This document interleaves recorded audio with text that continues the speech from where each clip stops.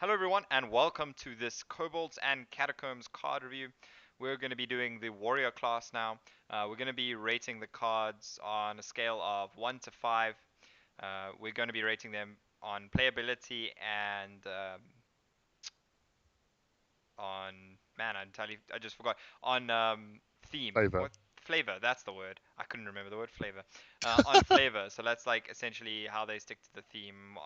Do they seem like cool for their class, or are they just like cool looking cards, or is there something on theme about them, that Yeah. makes them cool for that? That is an entirely throwaway rating. The one you're really interested in, though, is going to be the playability one. So the way this rating works is just to give you a quick overview. One is basically a trash or meme card, like Magma Rager, rip Magma Rager. Two is your niche cards, so they'll see some play in some decks, but in most decks they're pretty bad. We're looking at cards like Cold Light Oracle, which sees some play in stuff like Quest Mage, but is bad in pretty much most decks. Then we have your average cards. They're not too bad. Like maybe they look okay now, but they probably don't really have a deck yet. Maybe they'll see some play in the future. These are cards like Captain Greenskin. Until patches came around and brought us the Pirate Revolution, really Captain Greenskin was and pirates as a whole were pretty much unplayable in most decks. So cards like that, or even Prophet Valen, that's really seen an upsurge in play with the Razakis Priest decks that we see now.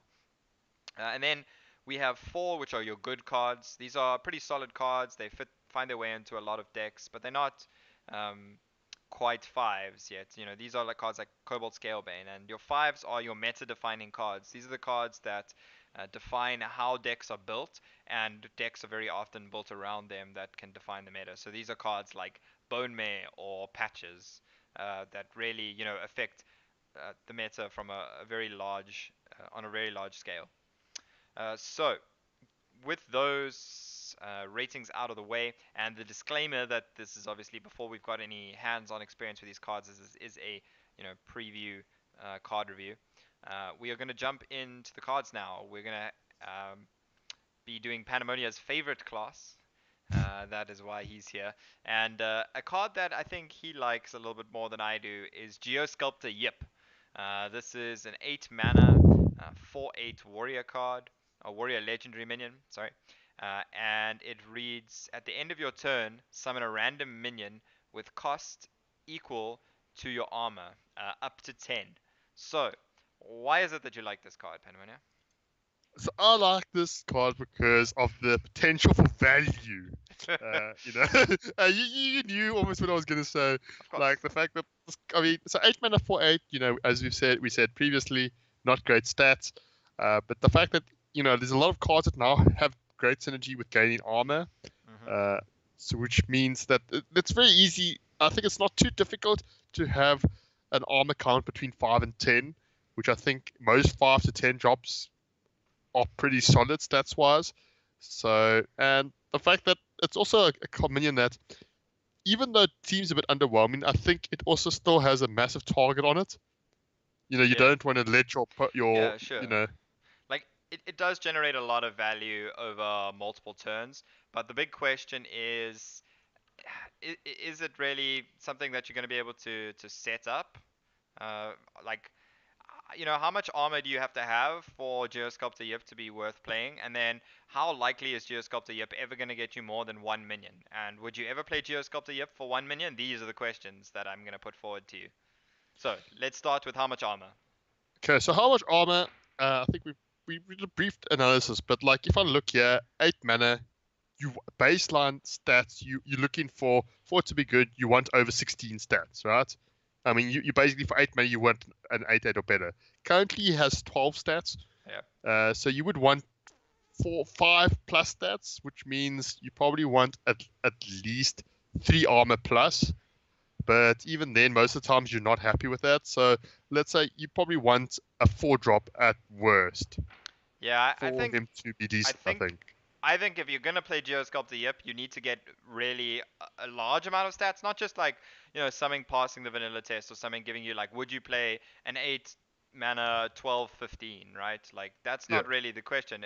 I think it needs to be something more than that. I think you need to be getting at least probably 5 or armor up. Although there are some Yes, really bad 5 drops, like your uh, Bomb Squad, Doppelgangster. Yeah, Bomb Squad was the one.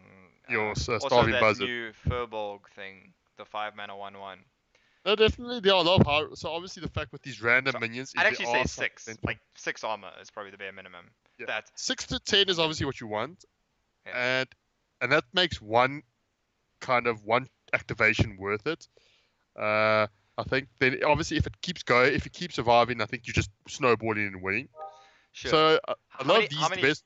turns do you think it needs to be on the board for you to say that you're just winning if it's on the board for that many turns? I would honestly say if this is still on the board by at the end of the second turn, I would already say you're in a pretty good position. If they haven't killed it after the first activation, I would already say I feel like I'm in a pretty good position with them on board. Okay, but Frostnova Doomsayer, um, Twisting Nether, Brawl, like I mean, yeah, but I mean, to be fair, you can say that about any card. It's weak to sure, but board but removal. but this is a card that you're basically basing your whole strategy on one board. So if this is your finisher and you're playing it and hoping to get one kind of board that's going to win you the game, then that's going to be a problem. But I mean, that's the kind of thing you do with any finisher, right?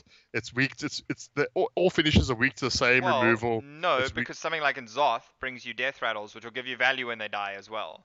Okay, but besides that, Um, that's literally the, one of the few examples. no, but like Sulfuras for warrior. I'm just thinking warrior examples, yeah, that you actually see in warrior decks. Okay, so Taunt Sulfuras Warrior, is not yes, okay. not sort of vulnerable to board clear. But anyway, um, I don't want to spend too much time on this card, so I think let's at least just get some ratings. I think I've kind of pointed out what I don't really like about it.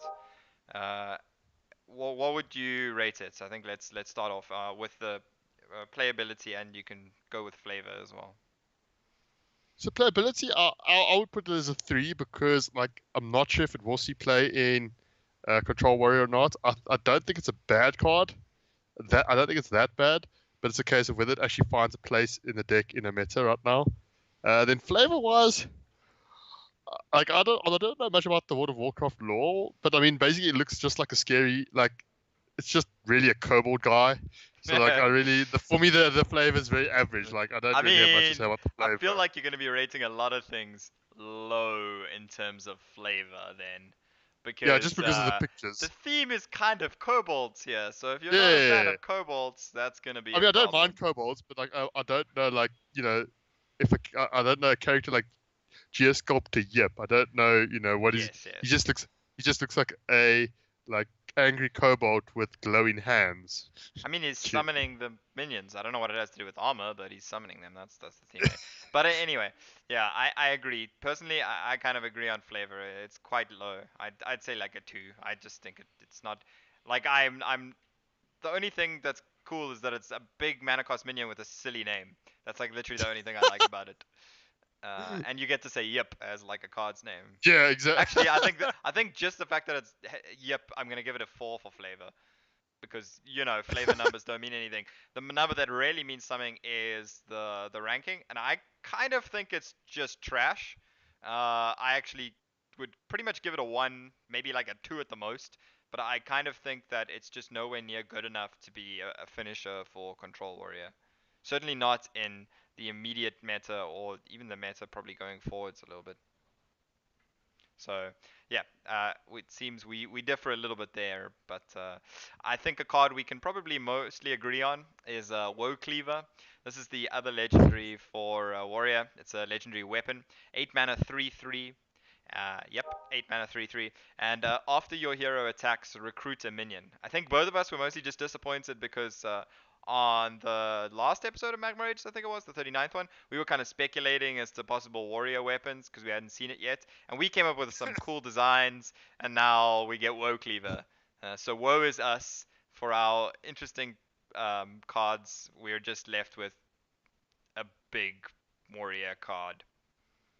So Yeah, big warrior. I'm not sold. For me, mainly like the main problems with. I mean, we will talk about. There's one card coming later, which kind of is against the strategy. but also existing cards that kind of you'd want to put in a deck like that include cards like Armor Smith and Acolyte of Pain. And those are obviously cards you Yeah. don't want to recruit for the low cost of 8 mana. Yeah, but I mean, I'm not sure you would play those in big warrior, right? Like that's You want you the know card this draw though. this and the gather your party that we'll get to are really about big warrior. But big warrior, like I mean, if you look at the other big decks, they don't rely on any of those early minions for their card draw. So I think it's entirely reasonable to cut cards like Acolyte for big warrior. Yeah, but I'm still not sold. Like, so for me, the main problem about Work Lever is 8 mana, the 3 attack. On by turn 8, for me, the issue I kind of have is 3 attack doesn't actually deal effectively with Yeah. most. Literally past what 4 drops already. You're starting to heal. Like most Yeah, 4 drops exactly. have above 3 health, and I so mean, by the time turn 8 comes around, yeah, and then all you really can do with it is play like attack with it and then execute, and then you've actually used 2 resources to kill it. Even though it doesn't use up Woe Cleaver, it means you have to take damage to attack into something to damage it, and then you're using up one of your executes as well. So I just the impact of Woe Cleaver is entirely dependent on what it brings out. Largely, it's just going to be 9 damage to face. yeah. Like honestly, it's pretty much just like I see it as basically an 8 mana summon a minion from your deck, and then you can do that again twice. That's basically how it And the is, real if question that doesn't get removed by weapon removal as well. And the question obviously is, then why would you play that instead of just playing the actual 8 cost minion of your choice, or the 9 cost minion of of your choice, 1 mana, Yeah, like instead of it's going with just the it's just RNG. yeah, it's just to pull it out really. That's all it is. So you're like, Yeah, Woe Cleaver into your charge. That's the dream. So maybe Big Warrior for a little bit, which is why I'm gonna give this a 2. I actually think like it could be niche in that deck, but I don't think that deck's gonna be particularly good either. So it's yeah. a 2, but not gonna be like a 2 that you're gonna necessarily see unless the meta is very very weak to big decks and you can play an all big lineup. Mine is like 2, even closer to 1. Like I think this is absolute trash. Yeah. And in Like, terms of flavor, it's gonna be a 1 because I'm sad because it wasn't some of the better weapon designs we came up with. yeah, yeah. I mean, it's just a giant axe. The picture's not even that cool, to be very honest. It's literally just a picture of an axe, and I'm like, there's nothing happening. I Yeah. mean, I would like to see maybe the golden animation. Maybe that has something going for it. We did But actually see it on the stream, I think. It didn't really look that uh, interesting. It's just a shiny axe. So moving on to an entirely different card. Here we have Reckless Flurry. Uh, this is a 3 mana warrior spell. It's an epic, and it reads: spend all your armor, deal that much damage to all your minions. So the important part of this is that it is using up all your armor. So if you build up, 20 armor and then play Reckless Flurry, sure, you get to deal 20 damage to all the minions on the board, but also you just lost 20 armor. So it's essentially, clearing minions at a cost to your life total. So, this card is both a cost in terms of its being a card in your deck and being a resource like that, and it costs you armor. So you have to find ways to get armor, and then, you can cast this. So let's say fail state for this: armor up and reckless flurry. Is that good enough? What point does reckless flurry become good enough?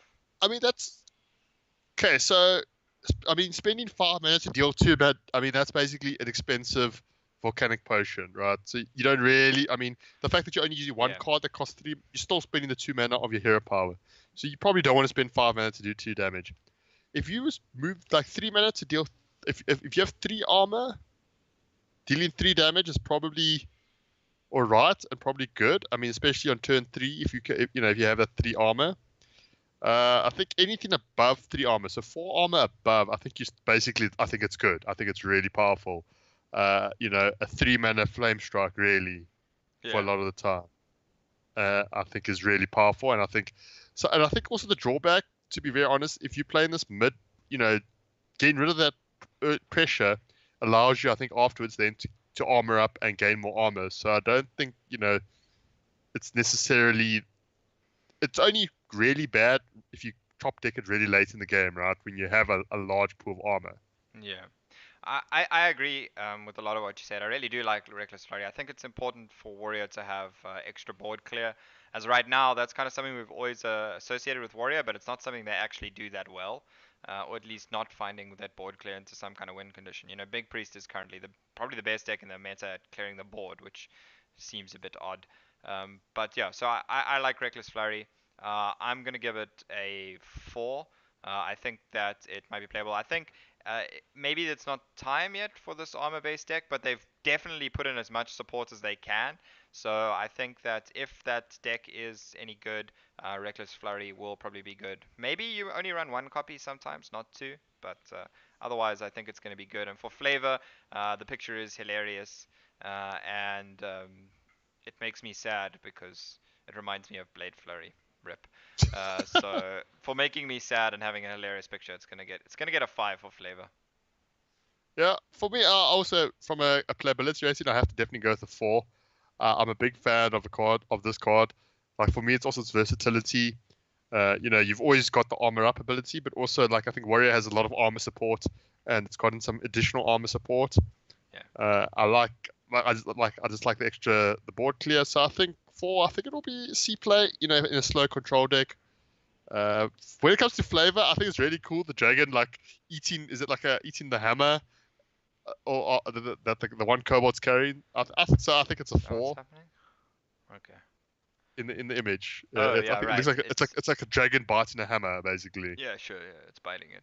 So I think it's quite an amusing sort of. So I'll give it a 4 for flavor. Oh, okay. I don't know what it takes to get a 5 from you, but we'll find out.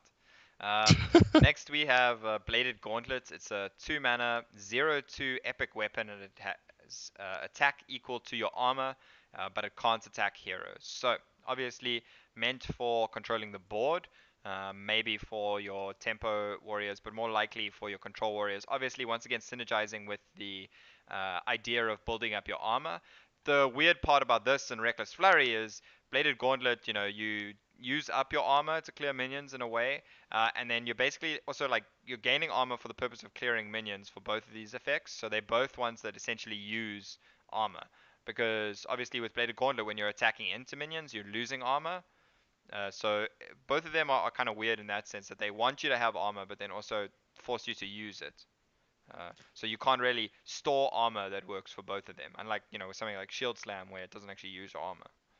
Yeah, I mean, I think it's important to notice, particularly about this card, is that even though it costs 2 mana, majority of the time, I don't believe you're going to be playing on 2 mana because, turn 2, you're not actually going to have any armor. I mean, you might set it up for, so the Yeah. following turn, you might have, you can armor up or do whatever. But I think this weapon's really going to shine mid to late game where, you have that decent armor pool and, all of a sudden you have a 2 mana 10/2 weapon. So, it can kill most big threats. I think going Bladed Gauntlet on 2 into Shield Block on 3 is not the worst thing in the world, but you are Yep. basically passing your turn 2, which is a problem because you can't actually do anything with it that turn, and that is the big problem with what you're talking about there about playing Bladed Gauntlet on curve. Yeah, it's no fiery war axe. Definitely I not. mean, it does scale.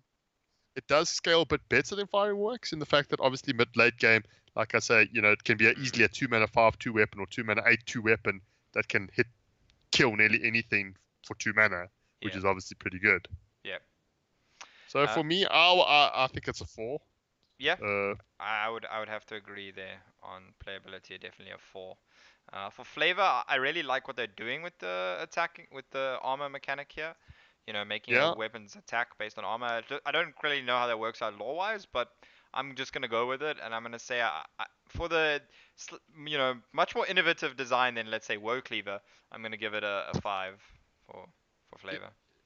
yeah. For me, it's a 4 because also once again, I like the design, like the sort of the design avenue they're going down. That I really like the fact that they're experimenting with, slightly different mechanics and different ways of implementing cards, and I really like. So like this direction for me, it's a lot has a lot of potential further down the line to expand upon. So for me, it's a 4. Yeah, the picture is just really. It looks like it's basically just a knife. Well, like it's a weapon, Okay. right? So You're disappointed in the picture again. I don't think that's going yeah, to get any better going through the rest of these warrior cards, but let's move on. yeah. We have Lesser Mithril Spellstone. This is the warrior spellstone. For those who don't know how the spellstones work, basically, they have a blessus form, like a base, or just a Goldilocks form, let's call it, where it's just Mithril Spellstone, and then it becomes Greater Mithril Spellstone. Basically, the way that works is, and it has a criteria that you need to fulfill in order to upgrade it. So with the Lesser Mithril Spellstone, it's a 7 mana spell. It's rare, and it reads Summon 1/5/5 Mithril Golem. Equip a weapon to upgrade. So once you've equipped a weapon, and this card was in your hand when you did that, which is pretty important, then you will get a 2/5/5 golems, and then after that you get 3/5/5 golems. So that's kind of how the spellstone scales. Now, at what point is a spellstone like that actually worth putting in your deck, Panamonia? So this particular one, I would immediately say the lesser one. You would never ever want to play 7 mana for a 5/5 that does nothing. Yep. Doesn't have taunt, it doesn't have any special abilities. 7 mana for two vanilla 5/5s. I think you don't. I mean, I don't think you mind it. The fact that they obviously, it's not a Could bigger just body. play It's just Bone two Mare. 5/5s. Is obviously it could just be bone me. It's a bit underwhelming. So I mean, you're like I would say you're okay with 7 mana for two 5/5s, but you're not horrifically. You're not super excited. I mean, obviously at the greater 3/5/5s for 7 mana. Now you're talking. That's good. I would say. I think you definitely that's Sure. value. So I So think yeah, so we're talking only whether the greater. That's probably good enough, and that means you have to equip 2 weapons. Now the problem with that is yeah this has to be in your hand when you equip those weapons. You're almost always gonna yep mulligan this away. A lot of the weapons you want are early game weapons to clear the board, so you basically have to draw into this as you're about to play your weapons. And how many weapons do you realistically want to run in Warrior these days? We're talking yeah Blood Razor, no longer Fiery Warks, maybe two Blood Razors, two Bladed Gauntlets. Now, the chances that you can upgrade both of your Mithril Spellstones if you have them in your deck is super low. And obviously, upgrading one is kind of difficult too. So, I kind of just think the Lesser Mithril Spellstone is absolute garbage, and it's a 1 for me. yeah. So the thing about also, like you say, the problem with it is there's a very narrow period in which it needs to be in your hand. Like you don't want it you mulligan, but also like a lot of the other spellstones which we'll get to, these are exceptionally bad top decks. Due to the upgrade mechanic, you don't ever want to top deck this mid to late game Mm. because then if you don't want to play the lesser form, then you want to hold it so you can upgrade it, and then you might just be dead by then. So I, uh, I think it's somewhere between. I would probably say it's a 1. Like the effect itself is not bad. Like if you get the normal, like we're saying, but at the end of the day, getting it to consistently go off and having it to be in your hand, it's just like you say, Bone Mare is probably better more of the time. There are a lot of other 6 and 7 drops that are just more Honestly, consistently better. Bone Mare is probably still better than the 3/5/5s because the Bone Mare has impact on the board immediately with the 4 buff and also Yeah, the taunt. So that's kind of how I see it at least. So I just don't think. I mean, comparing things to Bone Mare is difficult, but if you sliding up here but with yeah, 7 mana, that's what you're gonna get compared to. So uh, yeah, I don't really like it. And when it comes to flavor, I think it's just boring to be honest. So it's a 1. yeah. For me, I mean, like the picture is a spellstones are bit cool, nice, so I but would give it a 2. I mean, like it's a Like 1, but not because I hate spellstones. Spellstones are cool, but this is a garbage spellstone in all yeah, for me forms. it's a 2 because like the shield looks cool at least, and the emblem I think on the shield is pretty cool. Okay, so But yeah, Pandemonio likes shields, but he doesn't really like daggers. We're getting somewhere. Next we have Recruit Your Party. It's a 6 mana warrior spell, and it reads gather Recruit your a party. minion. Oh, sorry, gather your party. Yeah, yeah, but you are recruiting them. So recruit a mechanic that pulls minions from your deck. I suppose we didn't really explain this with Woe Cleaver, but basically recruit is one of the new mechanics. Uh, Basically, the keyword just means that it pulls a random minion from your deck and puts it into play. No battle cries, nothing like that. So you just, it's very much the Yashaj effect, essentially. Yeah. And gather your party here. Now, this is very much like Shadow Essence, except that you're not forcing the minion to be a 5/5. You Yeah. can get it at its full stats. Which, honestly, if Shadow Essence brought out minions at their full stats, it would be really good. But the question is, does Warrior really support that archetype? I think this could largely be reason to play the archetype more so than Woe Cleaver. But Warrior doesn't have like your Eternal Servitudes as a way to resurrect those minions when they die, for instance. So it's very difficult to get more value out of getting those minions Just an early important thing on. to note is the difference between this and Shadow Essence is this like recruit, if I've read it Mm, correctly, actually takes out the yes, minion from your deck. Unlike cards like Shadow Essence or Barnes, which create copies of it, yes, this yes. actually removes it. So that is kind of a bit of the draw towards recruit is the fact that it filters a card out of your deck. But like this card, it's 6 mana, and the At fact that six mana, you're not yeah, and you obviously don't get to choose it. You probably want for this to be actually any good. You probably want it to be a fairly well statted 7 drop or above, because most 6 drops have probably battle cries of some sort that you probably want to use. I don't think you just want a 6 drop from this. yeah, I would have to be a exceptional six drop. I think it really is, screaming at us, big warrior. That's exactly play all the control spells and control weapons early on, and then just have big minions later on. That's exactly what we're talking. And Yeah, cards that we have seen like Reckless Flurry and Bladed Gauntlet kind of fit in there. So they're trying to support that archetype. I mean, Woe Cleaver is also once again kind of fulfilling that archetype. You could recruit Geosculptor Yip with this, and that would still have the effect as well, and give you the yeah, that's the armor dream, if you right? have the armor. I don't think that's the dream. The dream is recruiting Yashaj.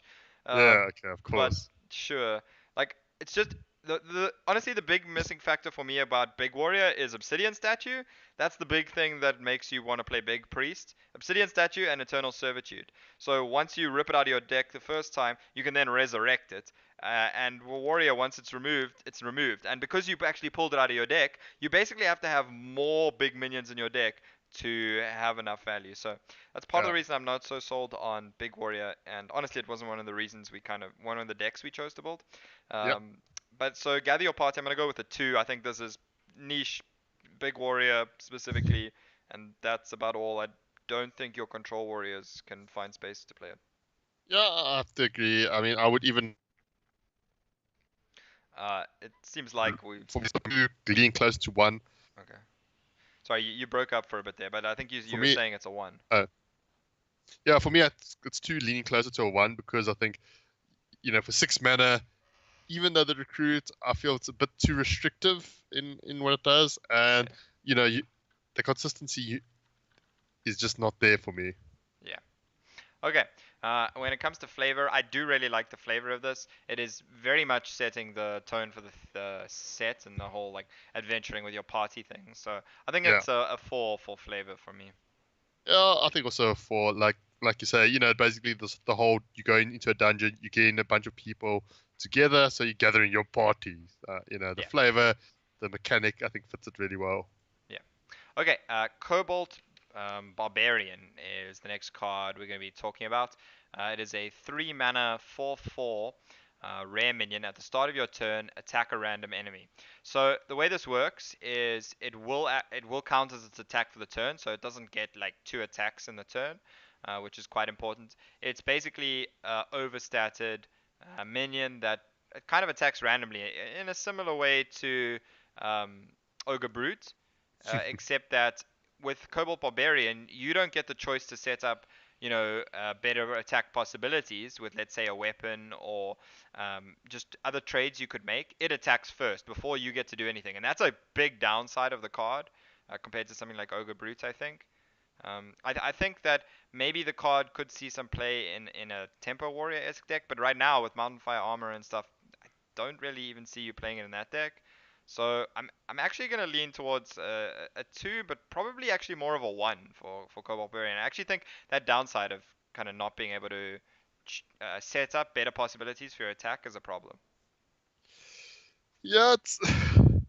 I mean, the random elements is definitely a part. I mean, the stats obviously are the only real draw power of it. I mean, a 3 mana 4/4 is pretty good stats. But yeah, that random is. I mean, Ogre Brute, like you said, is probably a lot of the times just better. And I mean, that's saw zero competitive play, in constructed. Yeah. So And you can't I even don't. like silence this the turn after you played it because it's already attacked. Yeah, you don't probably to waste a silence on this also feels bad. So I Yeah. think also probably a one, maybe a two if it ever finds some place in a tempo warrior deck. But like you said, Mountain Fire Armor is probably just better a lot of the times.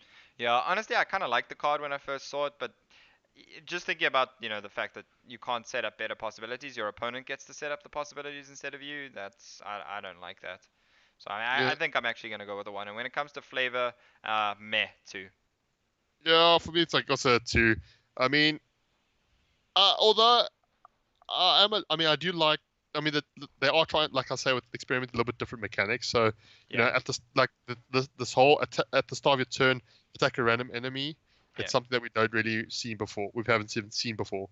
Yeah, I suppose that's a reason enough to give it more than zero. Uh, Next we have Unidentified Shield. This is one of your favorite cards, I think, from the Warriors The whole arsenal. set for Oh me. yeah, even the whole arsenal. I mean, the whole set. Yeah.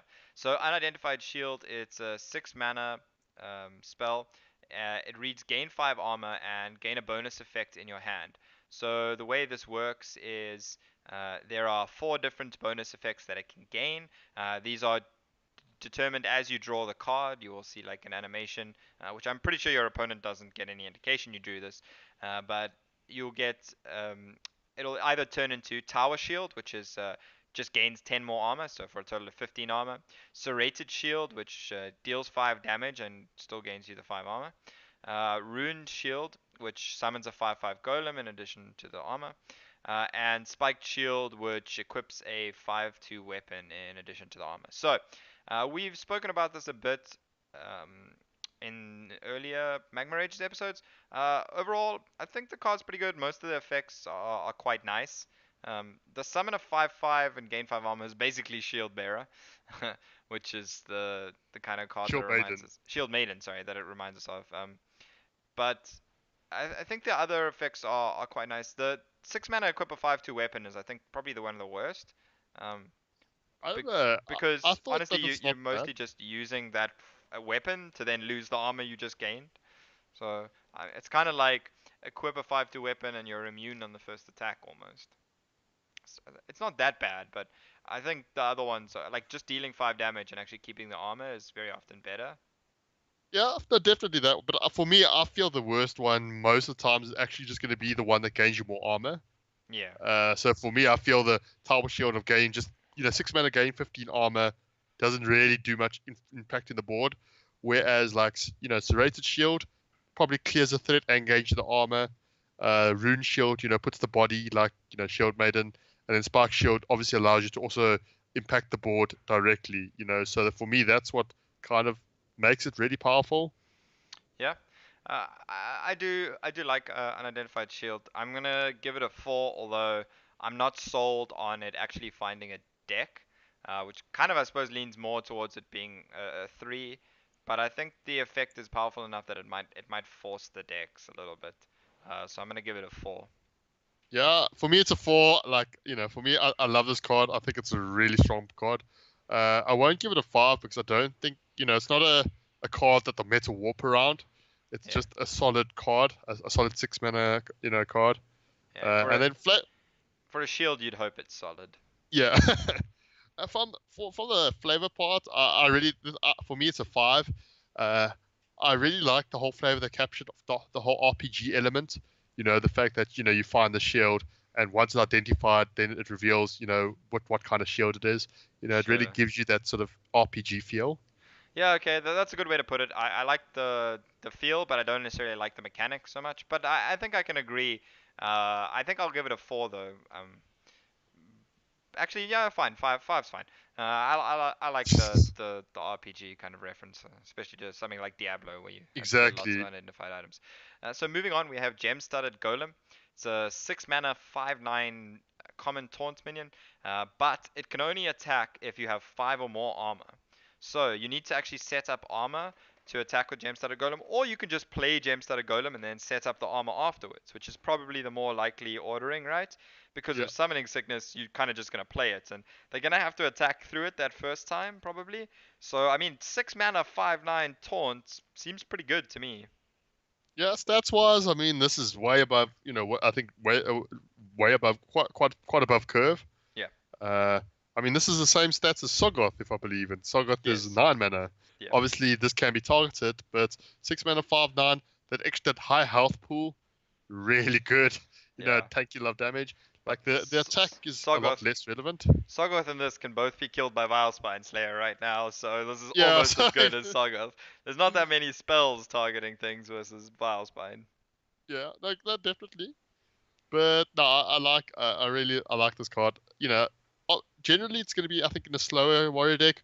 So like, maybe Taunt Warrior or maybe Control Warrior. So where I think honestly attacking with it is probably not the most important thing. I mean, if you Yeah, do I have the, entirely if you agree. if you do hit the 5 or more armor, sure you can trade and maybe go face a bit with it. But ultimately, at the end of the day, if it can't attack and just sits there soaking up damage, I don't think you're too sad about that either.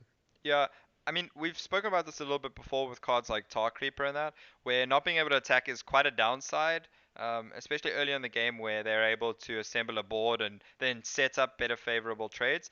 But Gemstar Golem doesn't quite suffer from that as much because there's a much larger threat of activation that you can activate the being able to attack. Which is quite nice as well that you can do that in your turn, so they won't know necessarily whether he's going to be able to attack, and then they might be more prioritized to killing. And then if they don't, you just play shield block, and cool, now you can Yeah, attack. So I really like that part of the Gemstone Golem. I think especially in Taunt Warrior, not being able to attack is far less of a downside. yeah. So I think for me, I'm going to give it a rating. I think of 4. Yeah, Uh, 4 for me too. In terms of flavor, uh, probably just a 3. This is a thumb suck. I don't like it. I like the design, but I mean, I think the design's alright. So I think I would also have to give it a 3. I mean, it's a blinged up golem, I and don't get why gem-studded golems are like taunt minions, but anyway. yeah. But yeah, I like this. Once again, experience with different designs can only attack if you have 5 or more armor. I think this. We've seen also a druid card like that as well. Yeah, But warrior obviously can gain armor a lot easier. So yeah. They have definitely done some interesting things, especially around armor, and the armor-based mechanics don't stop there. We have Dry Whisker Armorer. It's a 2 mana 2/2 common minion with Battle Cry. For each enemy minion, gain 2 armor. So this is obviously a way of gaining armor, especially after something like a Gemstar Golem. If they try and set up their board by just dumping minions to then trade into gem-stated golem more favorably afterwards, well, dry whisker armor, and then you're definitely going to have enough armor to attack with your gem-stated golem and have the initiative on the trades. It also works well with obviously cards like Reckless Flurry. Obviously, Reckless Flurry does kind of kill it at the same time, but two dry whisker armor plus Reckless Flurry should clear most boards unless it's just 1 or 2 big minions. yeah, So it's kind of like a Ravaging Ghoul Sleep with the Fishes, except that you don't have a 3/3 left, which is somewhat of a important thing. yeah, Um, but I mean, other than that, just gaining armor seems pretty good. yeah. It's been compared a lot to Cult Apothecary. The fact that you get better stats, and also that 100%, nearly 100% of the time, having the armor is just better than having the health, Yeah. especially with all the synergies. But Although yeah, sometimes with Reckless Flurry, it's worse now. I suppose Reckless Flurry is probably the one card where having the armor is sometimes worse than the health. But anyway. yeah. But I mean, you're still making use of that armor, though. It still has Sure, value. but let's say you're on like 1 HP, you can never play Reckless Flurry. Oh, Anyway, yeah, that is true. Yes. that's yeah, But I mean, I would definitely give this card like for me, it's a 4. cool. A pretty solid inclusion in any deck that wants to gain armor, which is most warriors outside of like your aggressive warriors. Yeah, I think if the very armor focused deck is real, it's going to be a 4, but I actually not sold on it for what I think will be the more popular and the more viable warrior deck. So I'm actually going to give it a 3 in terms of playability. Flavor, I like the effect. I actually really like the art on this. I don't know what it is. It's just like a kobold version of Armor Smith, and he's Yeah, making pretty a much. shovel instead of like a suit of armor. So that's kind of funny. So I'm gonna give it a 5 for flavor, a 4 for flavor, let's say. Yeah, for me it's 3. I think that for me the design feels a little bit like because it's so similar to other cards. I think the design, it's not that innovative as some of the other Okay. cards. But I like, yeah, like you say, the little kobold with his candle as he hits in a shovel is quite amusing. Yeah. So now for the part that everyone really wants to know about, what kind of decks do we think might be playable? What kind of decks can at least feature some of these new cards to that people can look to play early on in the Kobolds and Catacombs meta? So unsurprisingly, Pandemonia here has gone for a Control Warrior. It has Reckless Flurries in. It has Dry Whisker Armor is in. It has Unidentified Shield, Geosculptor, yep. So you can see you're definitely going for that armor theme. Oh, Bladed Gauntlet as well. So why do you think this is the deck, the warrior deck to play? So it's a kind of deck that I've always enjoyed playing, where a lot of the early game is just stalling the board, and trying to just basically just gradually grinding your opponent again and getting favorable 2-for-1s essentially. So like for example, cards like your Reckless Flurry and your Brawl can easily get you use one card, get rid of two or more of their cards, and you just slowly build up value and eventually run them out of resources.